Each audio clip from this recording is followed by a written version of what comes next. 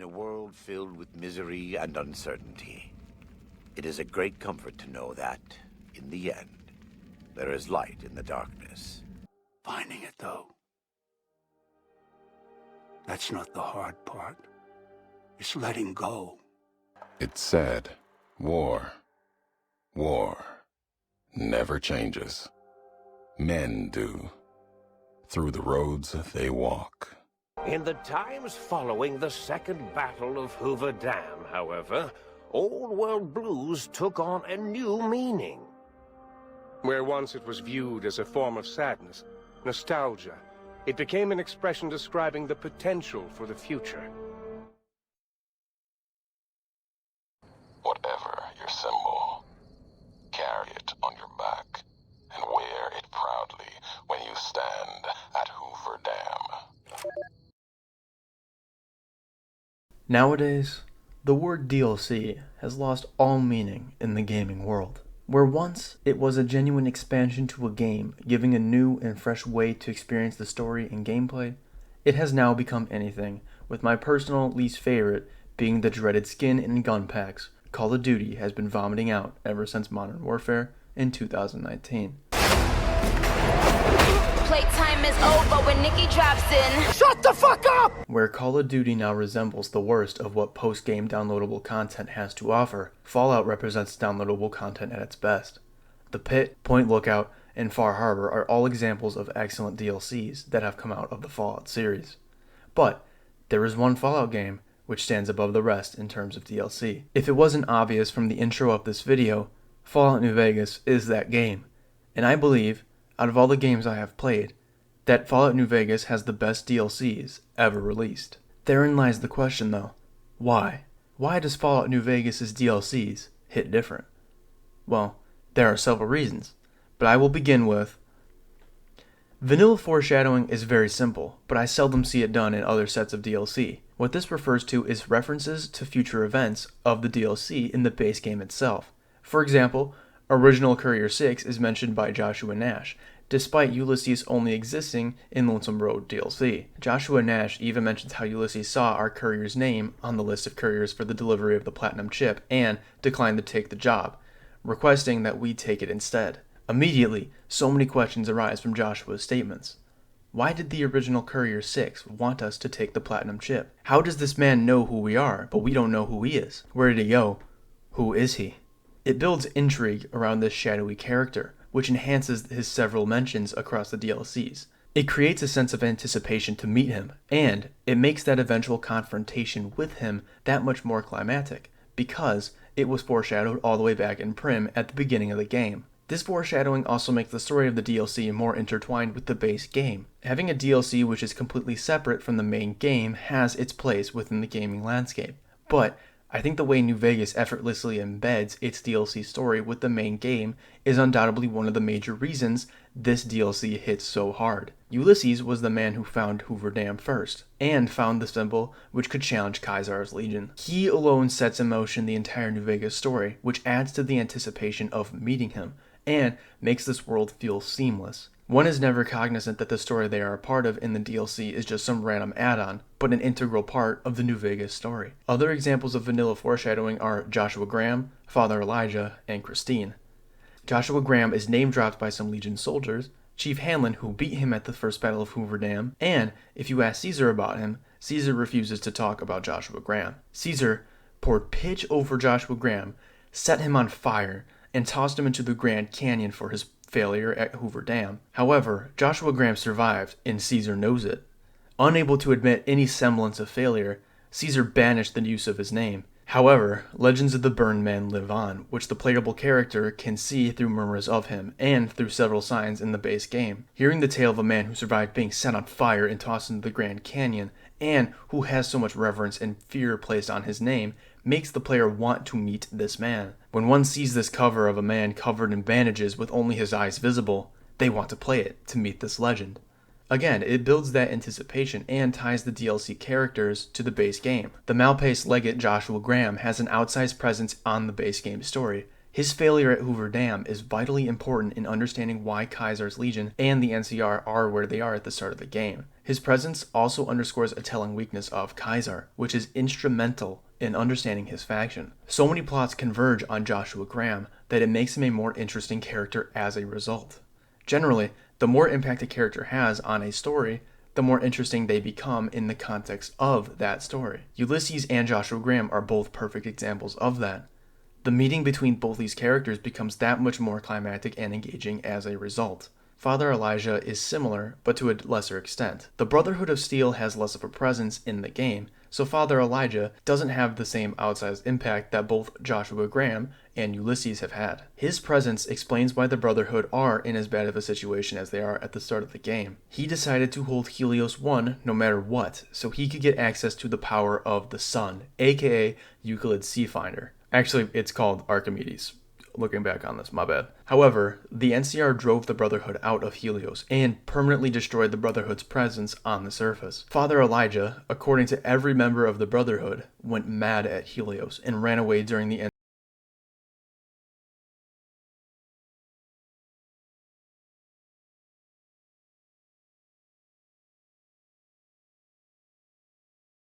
Says that his last words before running away was that he was going to return and save the Brotherhood. The player then wonders, where did Elijah go? What is he searching for now? With what technologies is Elijah going to save the Brotherhood? When the player meets Elijah in Dead Money, his actions in the DLC are contextualized by what we know of him in the base game, his insanity, his failure, and why he is willing to go so far to get into the Sierra Madre's vault. It's an awesome bit of connecting tissue to the base game, and rewards those who went out of their way to learn about Elijah. By learning about Elijah, one is able to fully appreciate the entire scope of the Dead Money DLC, and become keenly aware about what Elijah has to let go of. Christine is the last character who has vanilla foreshadowing in the base game, although hers is very subtle. Veronica, who is a free-roaming scribe of the Brotherhood of Steel, mentions that she has a lover who left the Brotherhood at some point. This lover was Christine, who has mentions in both Dead Money and Old World Blues, and who has decided to dedicate herself to assassinating Elijah, which she tried to do several times in Big MT before following him to the Sierra Madre. Christine is different from the other characters, as she doesn't get explicit vanilla foreshadowing, but instead, her presence recontextualizes a piece of information from the base game, which is amazing. It rewards those who pay attention to the story of the base game and fleshes out an aspect of Veronica's character. It's also a rare instance where a base game minor character has multiple interactions with DLC characters, which is something I don't think I've ever seen in any other game. Vanilla foreshadowing is something I wish was done more in other games. It makes the story of the DLCs and the base game intertwined in a way that enhances both sets of stories. Instead of making a random offshoot, it makes the DLC vital to understanding the full context of the game, and makes each of the DLC characters have an added layer of intrigue. In some cases, it just makes sense. Joshua Graham is a legend, so it makes sense that he would have influence throughout the Mojave and Caesar's Legion. He didn't just pop into existence with the DLC and was called a legend, but was limited only to that section of the game. He is this mythical being who has always existed in the culture of New Vegas, which feels authentic and adds to his status. It is apparent that Fallout New Vegas had a clear idea where the DLCs were going and how the DLCs would intertwine with the story of the base game. So often DLCs feel like afterthoughts with no base game relevance whatsoever. While not inherently a bad thing, DLCs can achieve so much more if they tie together with the base game and themselves to create a grand narrative, which New Vegas has in spades. Speaking of tying to one another, connecting to the base game is great, but connecting to one another is arguably more important. Each of the New Vegas DLCs build off one another and expose aspects of each other. For example, in Old World Blues, we learn that the holograms, Ghost People suits, and Cloud actually originate from Big Mountain. Frederick Sinclair was a massive customer of Big Mountain, and you can see the specific places in Big MT where the holograms and Ghost People suits were created. In Old World Blues, you learn where Elijah found the bomb collars he uses in Dead Money, and you can read some of his logs to gain further insights on the man himself. You also learn how Elijah managed to escape Big MT, and it is a pretty badass exit. Christine's armor is also in Big MT, and you hear about how she was actively following Father Elijah throughout the DLC.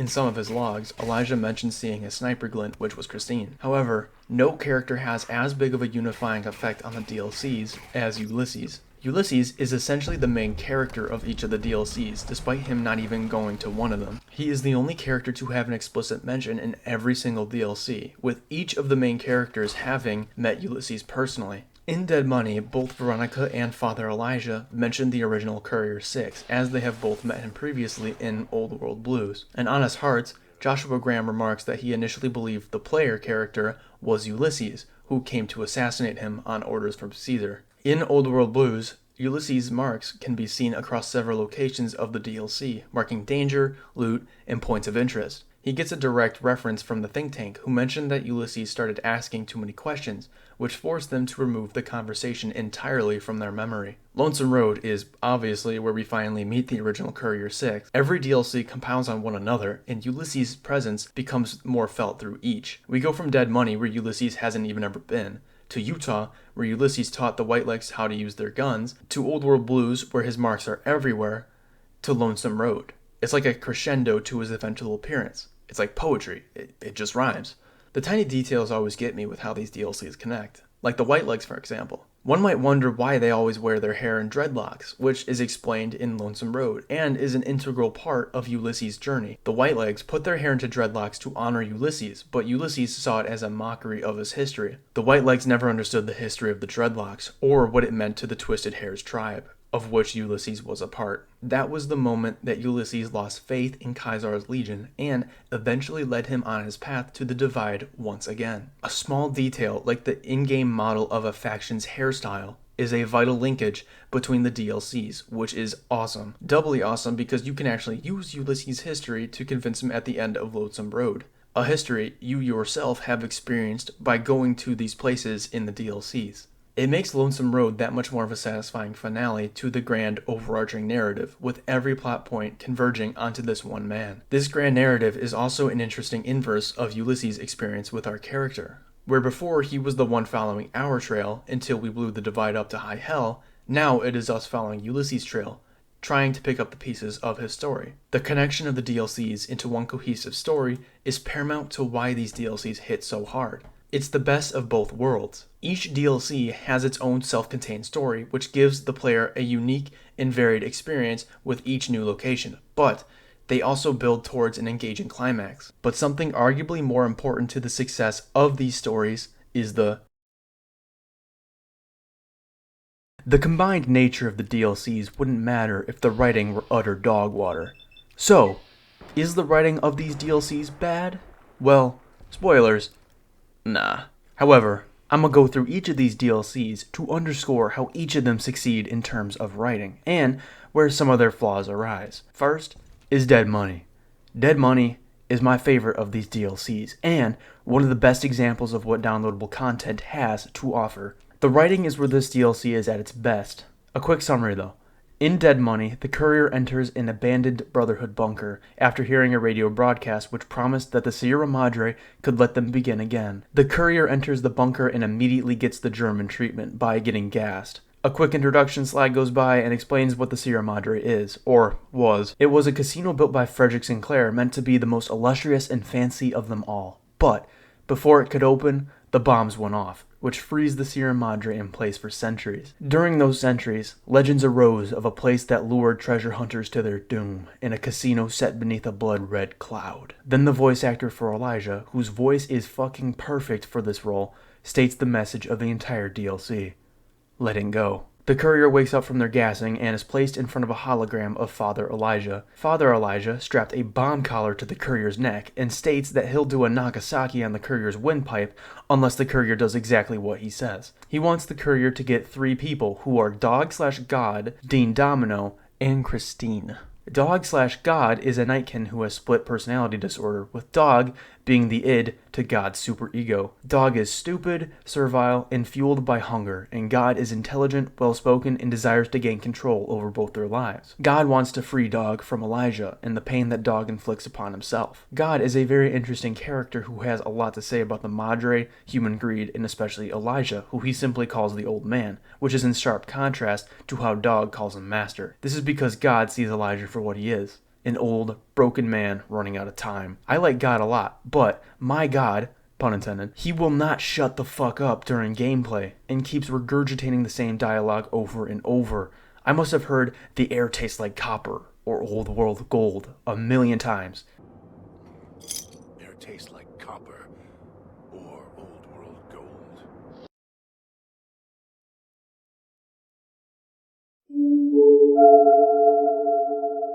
I still do like him as a character though, but I would recommend not taking him as a companion after the police station, because he ruins the atmosphere of the DLC pretty handily. Speaking of the police station, the courier goes there and has to free God from his cage, which he put himself in there to keep Dog from hurting them. So the courier releases Dog/God from their cave by having God unlock the cage himself and brings him to the fountain. Next, the courier goes to get Dean Domino. Dean Domino is in the residential district, and when the player first meets him, he has the courier sit on an explosive in the cushion of a chair. Damn, there's a lot of people who want to blow your ass up in this DLC. Dean is clearly not very intelligent, though, as he put the explosives in a way that would lead to his ass getting blown up too. The courier has a brief chat with Dean where they can either treat him like a dick or nicely, which will determine whether the courier has to kill Dean later or not. One brief chat later where the player reminds Dean that he does in fact have a bomb around his neck that will blow up if he doesn't go along with Elijah's plan, and Dean goes to the fountain with God. Dean is easily my least favorite character in this DLC. He is kind of just a dick, and is kind of evil actually.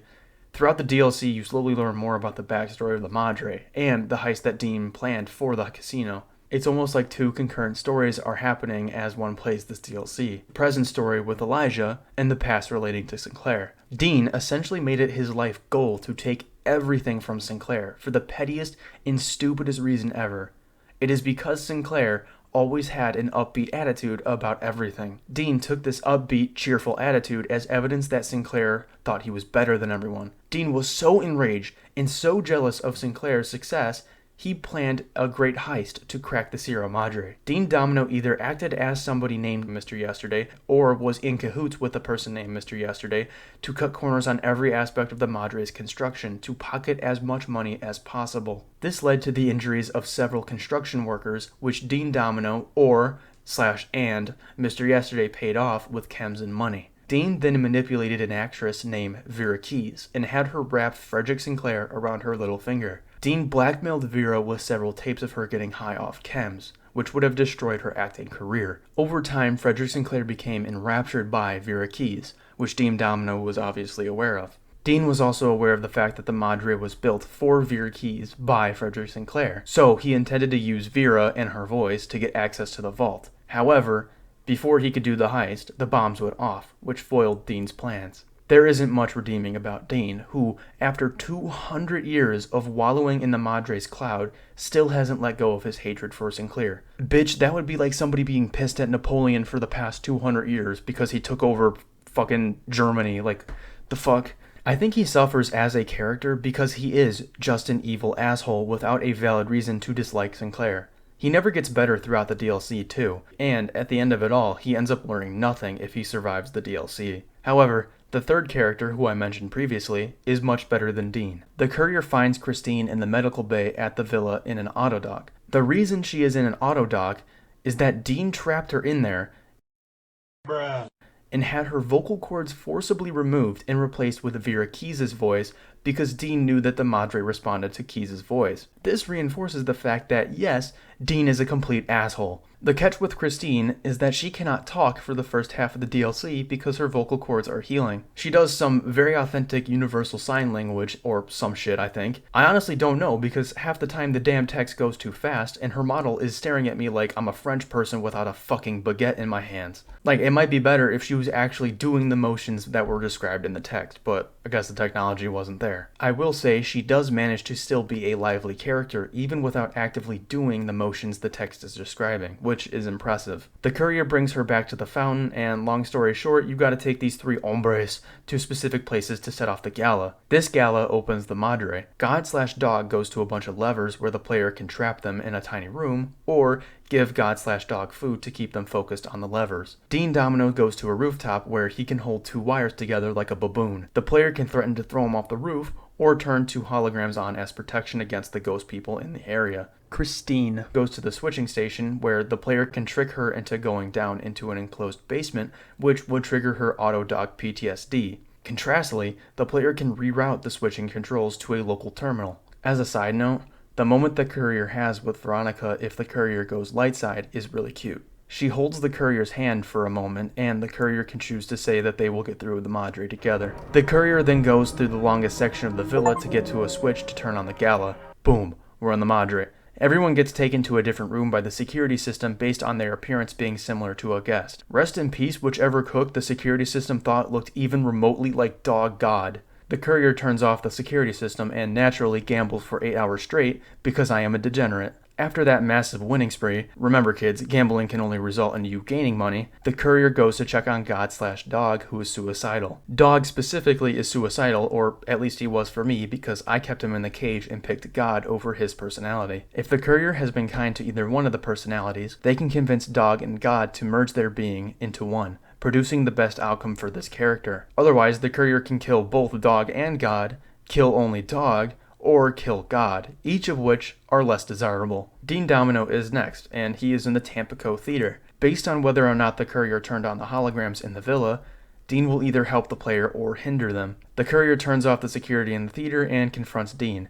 Dean will either shoot on sight or talk to the courier like they're old chums. The courier either kills Dean or leaves him alive, and I almost always kill his ass because he deserves it. Christine is last. Like Dog and Dean, if the courier was good to her, she will help the player. The player navigates a bunch of rooms with holograms in the shape of Vera, mimicking her last words as she perishes in the executive rooms. It's an incredibly haunting atmosphere with her pleas to Sinclair ringing throughout the halls, the holograms acting as ghosts of a tragic past. The player finds Christine in Vera's suite, where they acquire the last piece of music to finish the phrase to enter the vault. Oh, yeah, I forgot to mention that each floor has a different phrase the courier has to get to complete the song lyric which opens the Sierra Madre vault. The lyric has to be sung by Vera Keys and Vera Keys alone. The courier can either do this by getting a recording of it on a holotape or by using Christine. The courier can finally talk to Christine in the executive suite, and she tells them that she has been tracking down Elijah for some time in order to put him down. Elijah separated Christine from her lover Veronica when Elijah was dispatched to the Mojave, so she ended up joining a branch organization of the Brotherhood of Steel called the Circle of Steel. When Elijah deserted the eldership of the Mojave chapter during the debacle at Helios 1, she was sent to assassinate his crazy ass, which led her to both Big MT and the Sierra Madre. Before the courier goes down into the vault, they have to convince Christine to allow Elijah to pass through the executive suite unharmed. At first, Christine refuses to do so because she wants to kill Elijah as soon as she sees him for all the horrible things he's done. The player, though, tells her that she has to let go of her vengeance on Elijah and let us take care of him once and for all. She finally acquiesces and opens the vault using her voice, which is actually Vera Keys's. The courier reaches the vault where they learn the fate of Frederick Sinclair. Sinclair learned about the plot concocted by Dean and Vera Keys. He realized that Vera never loved him and was just using him to get to the vault. Sinclair built the Madre as a symbol for his love to Vera, and constructed it so it would protect her from nuclear annihilation and outside attackers. Learning that she never cared for him made Sinclair feel hollow and angry. He then switched the vault from something that would protect Vera into a trap for Dean Domino. However, Vera came to Sinclair and told him how sorry she was for playing into Dean's hands. Sinclair felt betrayed and hollowed, but realized he'd gone too far. He tried to revert most of the casino's systems to how they were before to protect Vera Keys, but the trap for Dean still remained, as he died before he could permanently delete it. He died just after altering the vault system to him inhaling the cloud on the pipes in the vault room. The courier can still find his bones there, appropriately labeled the Founder's Remains. Despite his best efforts, the Madre would be Vera's tomb. When the bombs went off, the security systems trapped her in her suite, until she died ODing on chems. The story of Frederick Sinclair and Vera Keys is reminiscent of a Shakespearean tragedy. It is a very human story that doesn't get a happy ending. The entirety of the backstory with Dean furthers the idea that the Madre is synonymous with greed. Everyone looking for what they can take from it 200 years ago, paralleling the current story the player is in. The greed surrounding the Madre has always been an interesting juxtaposition to the relatively pure motivations that Sinclair had in building it. He only wanted to protect Vera, and, even when he realized her love was a farce, he let go of his anger, and kept the purpose of the Madre the same, or at least he tried to. One can only feel bad for Sinclair, whose vision of a sanctuary for Vera became the place of suffering and misery for scores of people. It's ironic because, for Sinclair, the one thing he should have let go of was his love and infatuation with Vera, so he could begin again. Maybe he could have made the Madre a bastion of safety for others, and not just Vera. Anyway, back to the current story. The courier goes into the vault proper and finds a shit ton of gear and a small loan of $1 million.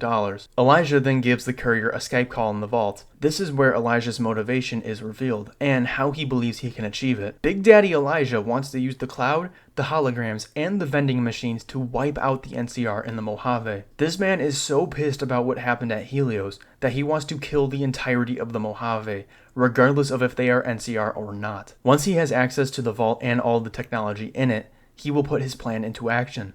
This is obviously an insane motivation for Elijah, but the best part about it is, if you have a low enough reputation with the NCR, you can actually join him. You can live out Elijah's wildest dreams as you commit a genocide against the inhabitants of the Mojave. It's kinda awesome. However, in the canon ending, Elijah states that he will go down to the vault when the courier has died of starvation or dehydration. The courier forces Elijah's hand by threatening to destroy everything in the vault. So the big man himself comes down to confront the courier in front of the vault. You get the choice to either face him fair and square, or you can sneak past him. Either way, a difficult choice has to be made. Gold or your life. In order to get out of the vault before the collar explodes, the game makes the player let go of their greed and leave the gold bars for good. Nah, I'm just fucking with y'all. We taking all them bitches. Then, you leave the Madre to begin again. A quick aside with the courier being able to take all 37 gold bars. From what I've researched, it wasn't actually meant to be that way, so I'm not going to fault the writing for this mistake. It's more so a flaw in the game mechanics. The writing of Dead Money is excellent. Christine, Dog/God, and Elijah are all great characters in their own right, even if they are a bit flawed. My favorite part about this DLC is its theme, which is obviously letting go. With every character, their best ending requires that they let go of something. For Dog, he has to let go of his hunger and slavish devotion to Elijah. For God, he has to let go of control and approach Dog as an equal. For Dean, it's his hatred of Sinclair. And for Christine, it is her vengeance and anger towards Elijah. However, regardless of what happens to these characters, there is only one certainty in the canon ending. Elijah must die. Either he dies in front of the vault, or slowly perishes inside of it. Either way, Elijah must die. Normally, when a character has an insane motivation or an objectively evil one, I would call it out as bad writing, especially in a Fallout game. However, I think that Elijah's insanity works within the story of Dead Money. Father Elijah is the theme of the DLC and the Madre reflected in the most extreme way possible. Elijah is first and foremost a broken man who snapped during his failure at Helios 1. He is incapable of letting go of that failure. It is etched and burned into the very fabric of his being. He is the example of what happens when one cannot let go and begin again. The ultimate warning of what can become of us if we are unable to move on. Thus, I think his crazy motivation works, because it is a vital aspect to the theme of the Madre. The reason Elijah must die is because he can never let go. If he can never let go, he can never begin again, and thus, he can never leave the Madre alive. Those who leave the Madre are the ones who learn its lessons, and Father Elijah is too broken to comprehend said message. Dead Money is poignantly written from start to end, with an extraordinary atmosphere that elevates the writing even further. It represents the best these DLCs have to offer, and keeps the player engaged from the beginning until that fateful moment that the player has to learn the Madre's lesson. Oh, and all the endings for the characters minus Dean are pretty good. I'm gonna be real with you, Dean's canon ending is his death for all the evil shite he has done, in my opinion. However, Christine's ending is especially badass, where she stays in the Madre and acts as a guardian over it and the ghost people. Anyway, 10 out of 10 rating. Let's move on to Honest Hearts. The time for talk is past. The Lord's work must be done.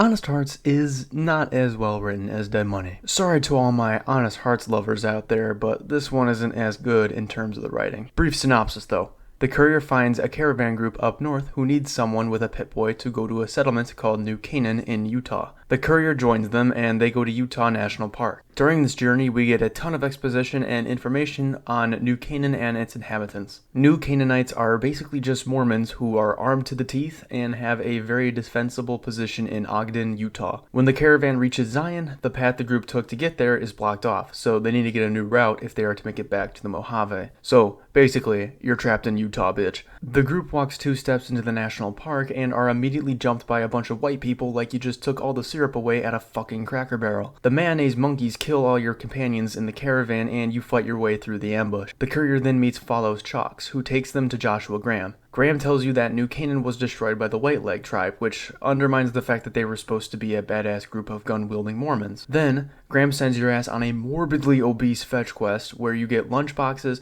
a compass, and medical supplies.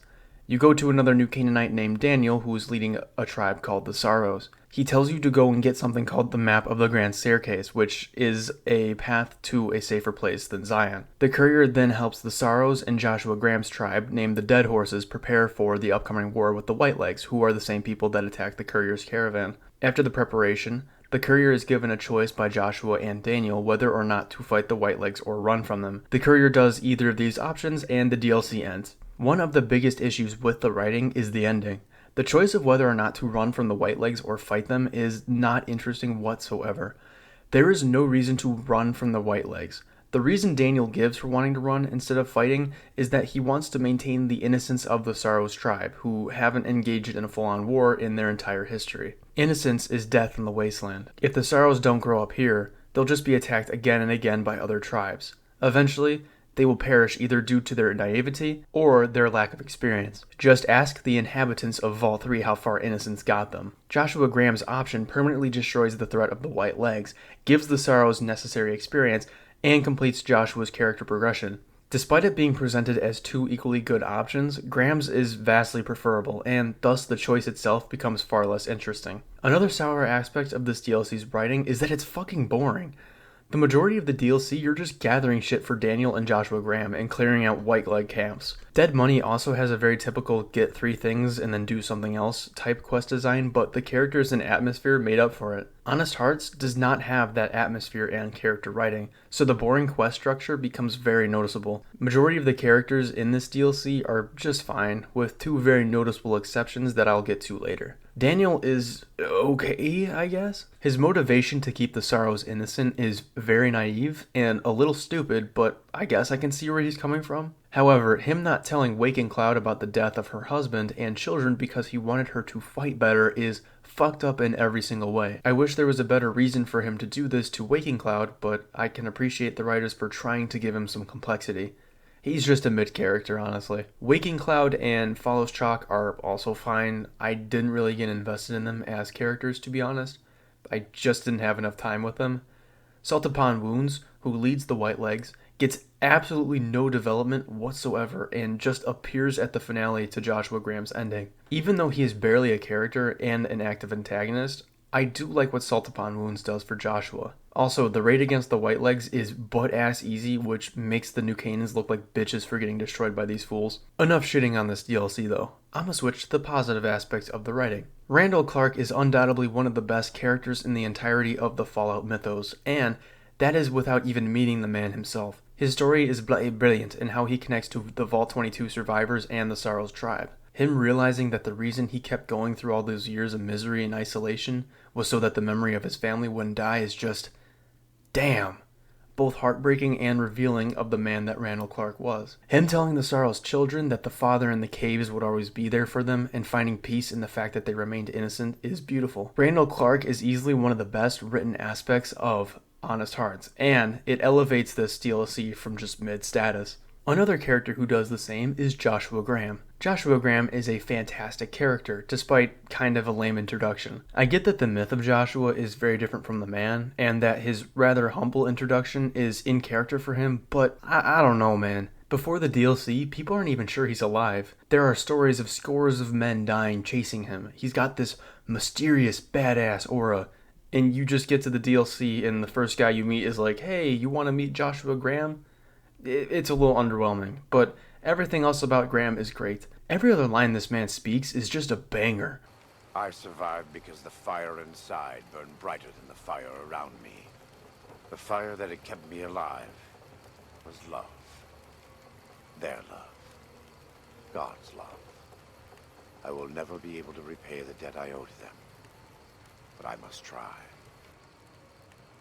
Every single one of them is so powerful, and honestly, I would follow this man into any holy war. Him coming to terms with the fact that he has used religion to justify his murderous revenge spree is a great moment. Joshua realizes that if he continues to fight violence with violence, those fires will never go out. It's a nice character arc that leads well into his ending, where he decides to show quarter with some of his adversaries instead of murdering them in cold blood. Honestly, the biggest flaw of Joshua Graham in Honest Hearts is that he doesn't really get the spotlight. The focus of the DLC is put more on the tribal conflict than Graham himself, and he doesn't actually get that many lines. As I said before, I never really got invested in the tribal conflict because it's just really bland. It's literally just, here is a bad tribe and here are two good ones, help them out. Like, it's just very basic, and there aren't any characters from these tribes that I personally connected with, so I do not care about their conflict. Joshua Graham was a character that I was invested in, but he doesn't get the screen time to become a focal point of the DLC. I think this DLC should have been much more of a character study on Joshua Graham than the tribal conflict. The tribal conflict should have been a backdrop to Joshua's character. Through the war between the Whitelegs and Dead Horses, the players could see Joshua's brutality and bloodlust. We could see Joshua consumed by his desire for revenge against Salt Upon Wounds, both as someone who destroyed his home and as an extension of Kaisar. Kaisar is the root of Graham's fury, and the moment Graham was burned is a vital inflection point in Graham's life. All these years, Joshua Graham has wanted to kill Kaisar for the agony he inflicted upon him, for the atrocities Kaisar has brought to the tribes of the East, and for murdering his family. Like in the release version of Honest Hearts, the courier could have been the one to sway Graham into giving into his bloodlust or talk him into letting go of it. However, I would make it so the player could actually talk to the Whitelegs and help them out. Maybe the courier is unable to help Joshua put out the fires in his soul, and begins to see him as a threat to the tribes. The player could then join the Whitelegs and finally extinguish the burned man, fearing what he could do if left alive. Also, it would just make sense to allow the player to join the Whitelegs if they are doing a Legion playthrough. They could help the Whitelegs who are fighting for Kaisar and kill Joshua, who is a threat to Kaisar's Legion. However, Joshua, even with his limited screen time, is a great character. A man who every day is forced to atone for his sins through his pain, and who wishes to do right by God from here on out. Him telling the courier how he stayed alive through the love of his family and God will always stay with me. His legacy amongst fans, despite having such a short screen time, is, to me, a testament to how well written Joshua Graham is. A deeply gray, flawed man who lost his way, but was reborn through fire in a great fall. A man who never stopped striving to be better. So this is kind of a weird cut, but I can't really believe I didn't mention this when I was actually making the video, but with Joshua Graham, I think he is one of the best representations of a religious character I have seen in media. With religious characters, a lot of the times you get negative representations of them, or if you do get positive representations of them, it's overtly preachy. It shows them in a positive light, but it's like, oh, you have to follow this religion or you're going to hell. So in Joshua Graham's case, it would be like, oh, you have to follow Mormonism or else you're going to hell. And I like that Joshua Graham can just be a positive religious character without veering into being preachy. Like, he never says that you have to follow his belief system. In fact, there is a dialogue option where you can just walk up to him and say, hey, like, I don't really believe in this stuff. It's kind of hard to believe. And then Joshua Graham will be like, yeah, I get that. For Gentiles, Gentiles, i.e. people who aren't from New Canaan, I can understand that. It's not easy to grasp. But he doesn't, like, shun you. He doesn't call you a bad person. He's just like, no, it's okay. As long as you're a good person, I'll help you. And as long as you help the people of Zion, Joshua Graham will work with you, even if you don't believe in what he believes. And I think that's great. It's a positive representation of a religious character that isn't overtly preachy. And I just think that's great. It's something I don't see very often. Another thing I like to mention is the fact that when he was at his lowest moment, when he came out of the canyon with basically nothing and had to go back to his family in New Canaan, I like that it was his family that helped him out of that. That it wasn't just himself pulling himself up by his bootstraps. He needed the people around him to move on. Because that's how it is sometimes. Doesn't matter how manly you are. Doesn't matter how much testosterone you got or like how much of a badass you are. You need the people around you. And it's okay to ask for help. And I love that Joshua Graham shows that through his experience, and that he credits the people around him with saving him. I just think that's a great character moment for him, and another reason why he is such an excellent character in general. Honest Hearts has amazing writing in between bouts of just mediocre writing. I wouldn't say this DLC is bad as a result, just a noticeable dip in quality compared to the other DLCs. Still though, I am glad this DLC exists. It gives a whole fresh look into a new part of the wasteland, reveals differences in culture, languages, and traditions of these tribes out east, and it still does have great characters. Oh, and fighting the Flaming Bear was awesome as hell. Alright, Old World Blues is next. Old World Blues starts when the courier sticks their head into a damn satellite because curiosity slayed the pussy or whatever the fuck. You then hallucinate a game intro which explains that Big MT was a massive series of research facilities operating in the 21st century. Initially, the researchers had the basic scientific goal of bettering humanity by finding cures for diseases, DNA hybridization, and new technologies for the Autodoc to help people and stuff like that. However, with the advent of the resource wars with China, the scientists' priorities shifted to developing technologies to win the war for America. They basically only produced weapons for the last years before the nukes. When the nukes hit, the Big MT went silent, being shut out from most of the world. You then naturally wake up with your ass hanging out and need to find out where the fuck you are. Go through the doors and the player meets the think tank who originally led the scientific experiments in the 21st century. They survived by removing their brains and placing them in these goofy ass robot machines with huge monitors, which actually has an awesome design. I know everyone says this, but the first interactions you have with these chuckle fucks is really long. I'll probably speed this up in editing, but it's almost like a straight half an hour of them yapping at you. The dialogue though is pretty great and legitimately funny. Penises are much larger than those tiny extremities. Not that I would know. I don't recall the human penis ever being that large. It depends on one's own frame of reference, Dr. O. This DLC is aggressively goofy all the way through, which I am all for. Unlike some other products, the TV show, this DLC strikes this tone throughout and understands that it is absurd most of the way through. The courier essentially acts as a straight man to all the wacky antics of the think tank. The think tank is made up of Dr. O, who is actually Dr. Zero, Dr. Dala, Dr. Klein, Dr. 8, and Dr. Boros. And real quick, the player may pick up on something. These guys are morons. They keep yapping about how they should communicate with the courier when the courier is very clearly able to understand and speak to them. Later on, when the player talks to them after this first yap session, it becomes clear that almost all of them have no idea what is going on, or what they're even doing. Dr. Zero is a robotics expert who only knows how to break robots. Dr. Klein doesn't even understand the technologies the courier brings back to him. Boros claims that Cazadors are sterile when they definitely are not. None of these dudes understand anything. Anyway, the yappage gets interrupted by an evil scientist named Dr. Mobius, who threatens the think tank with utter destruction, to which Klein remarks that it is the same video message every time. The think tank then gives the player a sonic emitter and tasks them with getting 3 technologies to take out Mobius. Before Dr. 8 gives you the sonic emitter though, he busts a quick nut in there to make sure it's working properly. Yes, this happens. The player is then off. You get an antenna, an upgrade to the gun which disables force fields, and a stealth suit. You bring it to Klein where you essentially have to spell it out for him what the technologies do. Essentially, they are all vital to bypassing the Forbidden Zone where Mobius is residing. However, the courier also notices that these are all necessary to put a person's brain back into their skull. I should have mentioned that. Yeah, the courier gets lobotomized before the DLC starts, and it is the first successful lobotomization the Autodoc has ever performed. The courier also lost their spine and heart, which were replaced with synthetics. However, the courier's brain was sucked away by Mobius before the think tank or the player could get to it. Thus, the player sets off for Mobius to get their brain back. You fight a giant-ass robot scorpion, which is Mobius's main army, turn the bitch off, and confront the evil Mobius. Well, as it turns out, Mobius is not evil whatsoever. He's kind of just some kooky old guy who loves drugs, especially Mentance.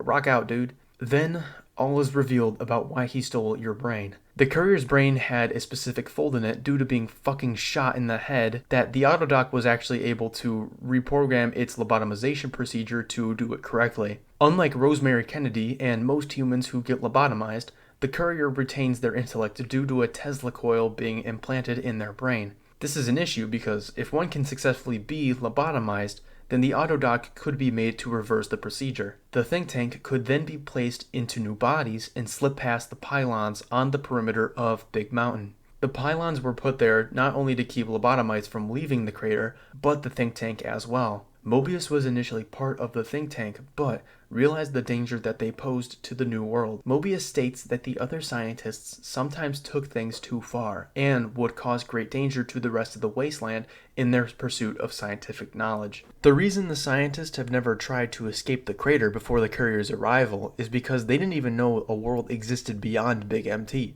Mobius reprogrammed every one of their sensors to fool them into thinking Big MT was the world. Mobius also installed a recursion loop which would keep the scientists occupied so they could not break out. Mobius's broadcast is a part of that loop, and even their names are. Mobius, Klein, 0, 8, Ouroboros are all representations of loops or infinity, a subtle way of keeping the scientists stuck in their predestined cyclical days. However, the courier ruined that recursion loop by proving that an outside world did exist with their unique brain. The think tank also downloaded the schematics of the sonic emitter, Tesla coil, and stealth suit, which makes their escape essentially inevitable now, something that Dr. Mobius did not take into account. The courier then has a little chat with their brain. Yep, this is normal. You can take your brain or leave it depending on your choice. You leave Mobius to confront the think tank and prevent them from experimenting on the Mojave.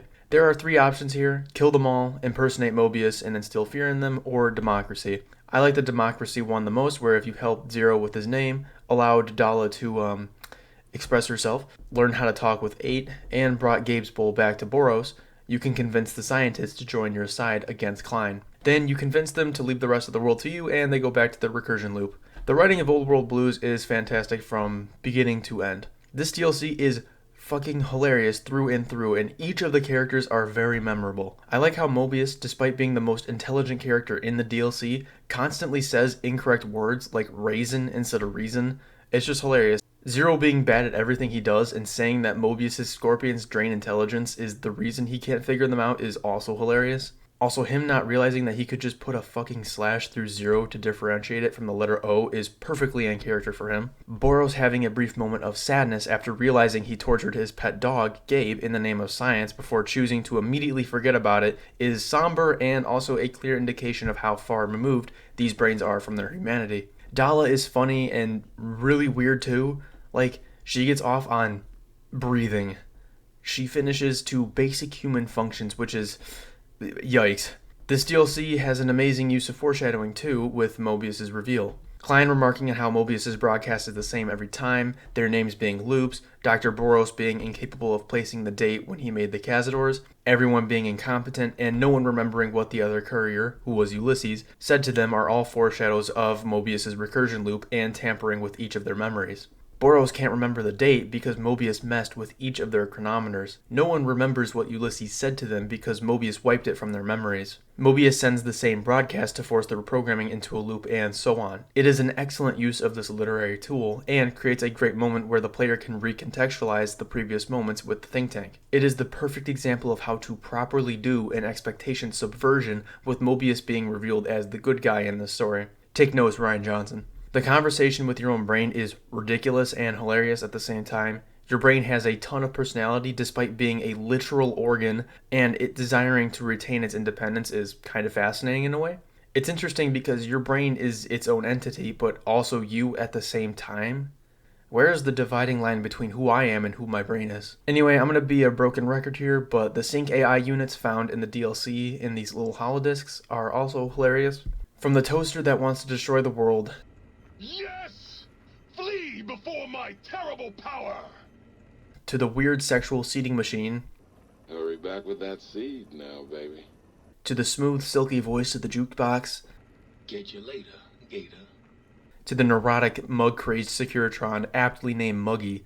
Oh god, give me the coffee cup, please! It's sitting there in your back, taunting me! All these characters just have so much personality in their own right. Even the damn stealth suit has a ton of personality and funny lines. This DLC has a very similar structure to both Dead Money and Honest Hearts, with a very vanilla, fetch 3 things for a character quest. However, unlike Honest Hearts, each of these locations and characters are so entertaining that the player never feels the mundanity of this basic-ass quest design.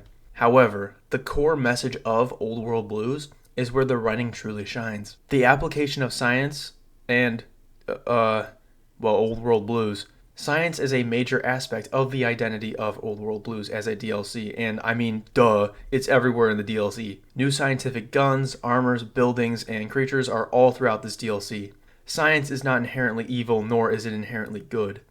Science is only as good as those who possess it. It depends on what the goals and intentions of those people are. One of my favorite moments of this DLC is when Mobius tells the courier that the stealth suit, sonic emitter, and X2 antenna were never meant to be used as weapons. Instead, they were meant to be used as surgical tools to save people's lives. The antenna was used to stabilize the spine, the stealth suit has a cardiac regulator, and the sonic emitter was meant to focus brainwaves. These things that the think tank and the courier have been using as weapons and armor were meant to save lives, not take them. The think tank of the 21st century tried to answer the question of how to win the Great War. Their scientific inventions were placed on the battlefield to help the Americans win. Eventually, the think tank lost its very purpose for existing, to better humanity. Instead of asking how science could end the Great War, the scientists should have asked, could science end war, period? Could humanity progress past the horrors of war with science? In the end, they should have asked themselves this: how can science be used to help humanity? Not ask themselves how we can kill our enemies more efficiently. Science will always progress forward, but it is how we use that technology that makes the difference. Will we kill ourselves with fancy new guns, or will we finally create that better tomorrow? It's a simple message, but one that is conveyed excellently through this DLC story. Old World Blues is the second core message of this DLC that is explicitly stated at the end of the DLC. Old World Blues is a phrase that refers to those so lost in their nostalgia for the old world that they cannot see the present, much less the future, for what it is or could be. The quote I used in the intro comes from the good karma ending of Old World Blues, where the Big MT becomes a bastion of hope and technological advancement for humanity. It underscores the necessity to let go of that wistful nostalgia, lest one be passed up by the present, oblivious to the world around them. The past is gone, and it cannot return. The past is a lesson, and it should be used to build a better future, not to be dwelled on for eternity. Simply put, don't endlessly think about how much better everything was, but wonder how much better everything could be. Have hope for that future. Old World Blues and New World Hope. Two phrases which become synonymous with one another in the canon ending. In a story that relates to the application of technology and the failures of the past, that is such an incredible message to have. The writing of Old World Blues isn't perfect. Some of the jokes don't land, and some go on for too long. The high school bit with Dr. Boros gets old real quick, especially when you have to go through it so many damn times. However, this is a story that has a lot of heart and soul placed into it. It is a great balance of wacky as fuck humor with a genuine message about humanity. To this day, it is the second best Fallout DLC in my opinion. I just glazed the fuck out of this DLC, and I'm sorry to anyone who was uncomfortable with said glazing. Now, we move to...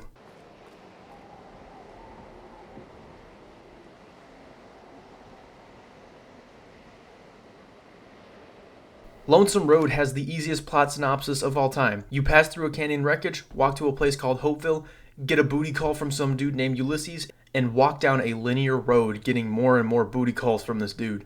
Eventually, you nuke some bitches Hank McClane style, walk some more, then get to a rooftop where Ulysses takes Eddie from you. Later, Nicorama! You walk to Ulysses' temple, meet Ulysses, decide whether or not you want to kill him or not, and then you decide whether or not you want to nuke some more bitches. After that, you leave the temple and boom, the DLC is over. Easy. It's obviously a bit more complicated than that, but that is the gist of it. Ulysses is a character I am torn up about. On the one hand, his motivations are kind of insane. He wants to nuke the NCR's supply line in the Mojave in the hopes that it will make them an easy kill for the Legion. He wants the Legion to take over everything and let that one flag fly or die on its own. He believes that the Legion will eventually die, giving way to a new nation to form in its place. Ulysses' motivation stems from our actions. The couriers, that is. The courier delivered packages to a new community called the Divide, which allowed it to grow and evolve. Eventually, it had the makings of a new nation, a new symbol to follow. However, the courier delivered a package to some NCR hoodlums outside of Hopeville. That package had the Old World flag on it, which activated nuclear silos within its proximity. Everything we had built in the Divide was nuked in an instant, leaving a dead, desolate wasteland in its place. Ulysses, by this point, was following us and watched us give that package to the NCR. He was caught up in the bombs and was saved by iBots surrounding him due to his jacket having the old American flag on it.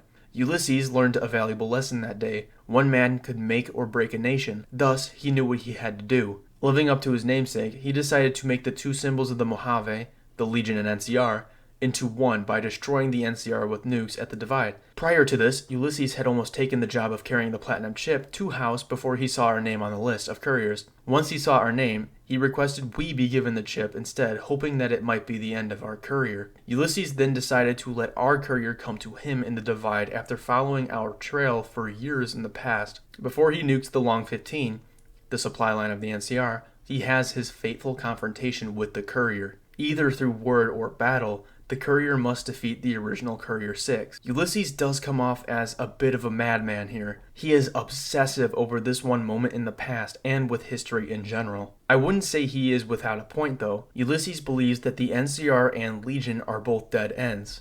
Old symbols that will follow the fate of their origin. America failed and Rome failed, so it makes sense that he wouldn't have faith in either of these nations. Nuking innocent people though, unrelated to the NCR government structure, is fucking insane. But, then again, the inevitable collapse of the NCR society might be more harmful to more people. I do like how Ulysses plays on the flaws of the NCR house and Kaiser in the base game. The courier is very much aware that these nations are all flawed and broken in their own right, and they may agree with Ulysses that their only fate is death. It is whether or not speeding up that fate is ethical. I don't really think it is in any context, and I think that it chips away at some of the complexity of Ulysses' character. The history angle of the DLC I find both intriguing and uneven. Having this character be so fixated on us and having a somewhat shared history makes Ulysses vastly more interesting as a character. It's unique to have our main character in an RPG be a defining person of an NPC's life even before the game has started. I also like how it builds up tension for the inevitable confrontation. One that at this point feels destined due to how closely our paths have intersected. However, the dialogue is really goofy because as the player, we don't know anything regarding what Ulysses is talking about, so the courier comes off as someone with amnesia. If I nuked an entire nation, I think I would remember some of the details, but the courier doesn't because we don't. Thus, Ulysses has to explain everything about the Divide to someone who should probably know what the fuck the Divide is. It comes off as forced, and it breaks the immersion a bit. Maybe the bullet to the head gave us amnesia. I don't know. Otherwise, I like how it is handled. You get to choose for your character why you nuked the Divide. Was it for the Legion? Was it to watch the world burn? Or was it an accident? It keeps the blank slate in check for the courier, which is important in an RPG where you're supposed to be any character you want. On a more positive note, Ulysses' backstory is very well done and intriguing. His association with Kaiser's Legion and the loss of his culture do a lot of work in explaining his obsession with history. His history got wiped out with the integration of the Twisted Hairs into Kaiser's Legion, so he understands the power of history and the effects of its loss. Through his tapes, we learn about his time at Big MT and his relationship with Christine and Elijah. It does a great job of bridging the gaps of Ulysses and makes sense for someone as history-oriented as he is to log his journey like this. While it does come off as trying to be way deeper than it is, his improper English is an interesting bit of world building for the tribes of which he is a part of. Out in the East, English has evolved as several pockets of humanity lived separate from each other assumedly. Also, it's funny that his goofy English is mentioned by Klein in the Big MT. Oh yes, the last visitor. Well, the one just before you.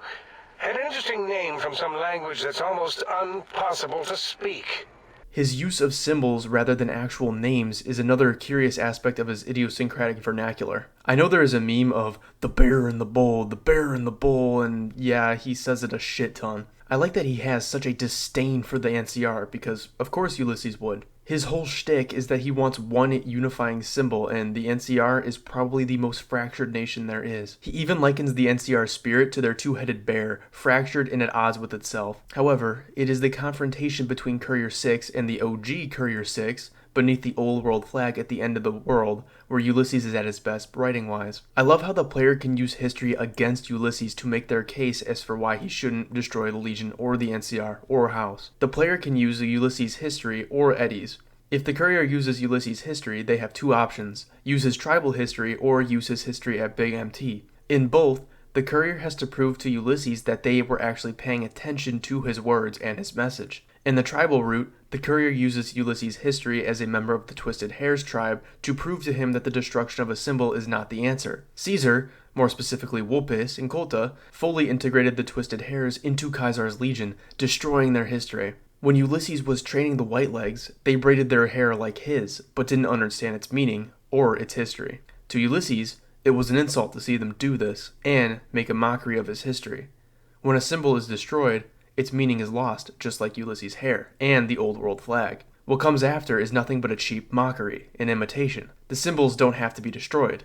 They have to change and evolve naturally. Using his own idea that one man can make or break a nation, the courier can say to Ulysses that they have the power to change or strengthen the bear, the bull, or Vegas. The Old World Blues route is much the same and has the courier using Ulysses' own quote, "Who are you who do not know your own history?" to reason with him. The courier then ties the destruction of the Divide to what Ulysses is doing to the NCR. Both routes are fantastic and harken back to the days of Fallout 1 before the lobotomized speech checks came out with Fallout 3. The game lets the player use their own intellect to convince Ulysses, and it is amazing. I wish they did this more often. If the player says something stupid, Ulysses immediately shuts them down and attacks them, which makes sense for Ulysses as someone who cares very deeply for history. Ulysses is, overall, a good and sublimely written character. His pain and resentment to the Whitelegs for mocking his heritage, his anger towards the think tank for not remembering their history and purpose, his sense of loss and grief surrounding the Divide are all palpable and feel very real. Even though his motivation is a little insane,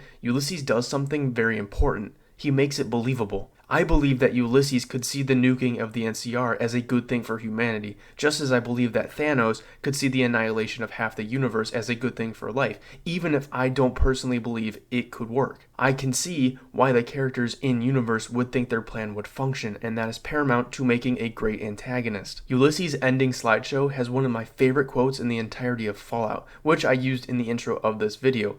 It succinctly sums up a vital aspect of Fallout's identity. War can't change, so we must. The message Ulysses leaves you when you return to the Mojave reinforces this idea. However, I can't get into that final message, because that is one for couriers alone to listen to. Lonesome Road is a great finale to these DLCs. It ties all the themes of each into a neat little bow and does well to deliver on Ulysses as a character. It is flawed, but it is rather easy to see past these flaws because of how much this DLC does well. Eddie is a very charming companion with way more personality than his Mojave counterpart. The isolation during the DLC creates an amazing atmosphere where one might feel, lonesome. And it ends with a bang. A literal one, that is. Every one of these DLCs succeed on their own merits because they are just good stories with interesting characters. The fact that each of them are integrally linked with each other only enhances each of these great individual stories. However, the writing will always be the most integral aspect of why New Vegas DLCs hit differently, because every single one of these stories has so much heart put into them. That is why I put so much time into this section, because it is both well executed and a key aspect of why these DLCs succeed. The last aspect of the DLC I'll go over is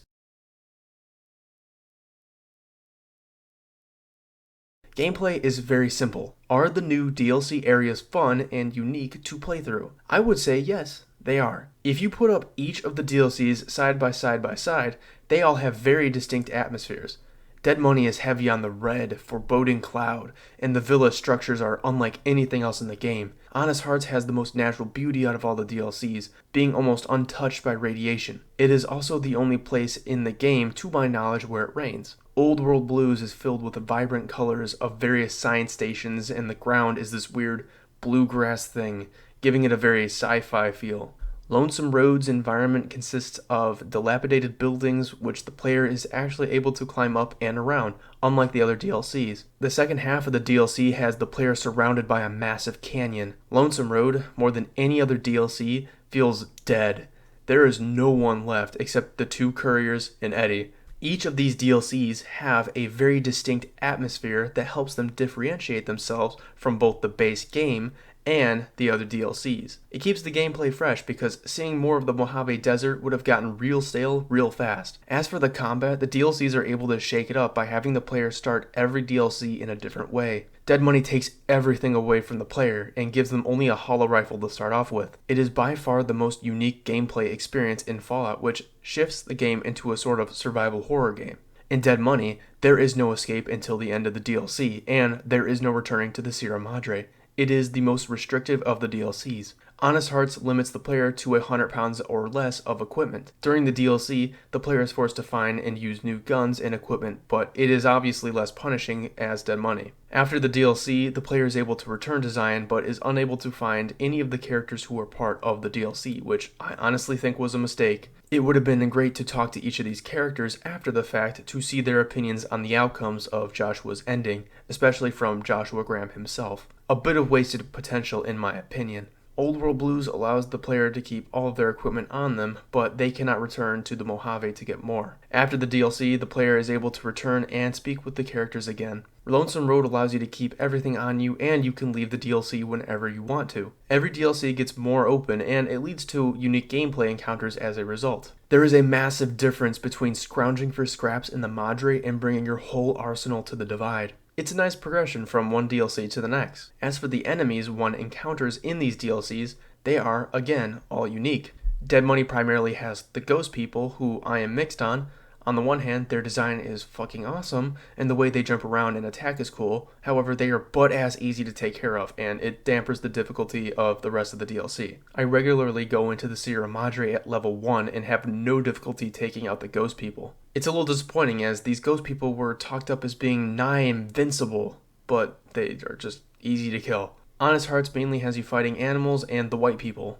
It's fine, and there isn't much to say on it. Old World Blues really shines in this department. There are so many diverse encounters with the vast number of creatures in the crater. From the Night Stalkers, to the Robo-Brains, to the crazed Circuratrons, everything feels fresh. And this DLC definitely has the best enemy variety of the DLCs. Lonesome Road has some good enemies too, all of which are very difficult to kill. Do not take my gameplay as an accurate representation because I am using an ammo glitch here to one-shot everything. The Tunnelers, Deathclaws, and Marked Men are all very fun to fight, and the Marked Men especially are placed in very interesting spots to keep you on your toes. There are a metric shit ton of guns and melee weapons introduced with all the DLC, and it spices up the gameplay just that bit more. My personal favorite weapon addition being Joshua Graham's unique pistol called A Light Shining in Darkness, which is a badass name. In short, are the DLCs fun? Yes. Yes, they are. Vanilla foreshadowing ensures that the DLCs are tied to the main story. A unified narrative makes the DLCs tie to themselves, gameplay makes them fun, and the writing/themes make the DLCs great standalone stories. That is why Fallout New Vegas' DLCs hit different. The majority of why these DLCs succeed is down to the planning that went into them, and it shows through the product. In New Vegas, DLC isn't just a cash grab, but a vital yet infinitely fun expansion to the base game. I still to this day haven't seen a game do it better than New Vegas, and sometimes I don't really think there will ever be another game to do it better. However, I will always hope that one day there will be a game to rival New Vegas. It's more productive to hope for a better tomorrow than to dwell on what came before. And I have hope for that future, as dim as it may seem. I just hope that that game, and any game that has DLC, uses New Vegas as an example of how to do it properly. Thank you for watching this long-ass video. Have a great fucking day. Wait a moment. Before you go, we hope you've enjoyed your stay. Farewells can be a time of sadness. Letting go, difficult. As a guest of the Sierra Madre, you know that truth more than anyone. Frederick Sinclair believed one's life could be made anew every day, that fortunes were more than the wealth in your hands. Love, life, family, those to care for, and those who will care for you. To those who know these joys, the Sierra Madre holds little they don't already have. Out in the world, beyond these walls, that is your chance to begin again. I hope you'll return in happier times. Until then, the Sierra Madre and I we'll hold you in our hearts. Wait a moment. Before you go.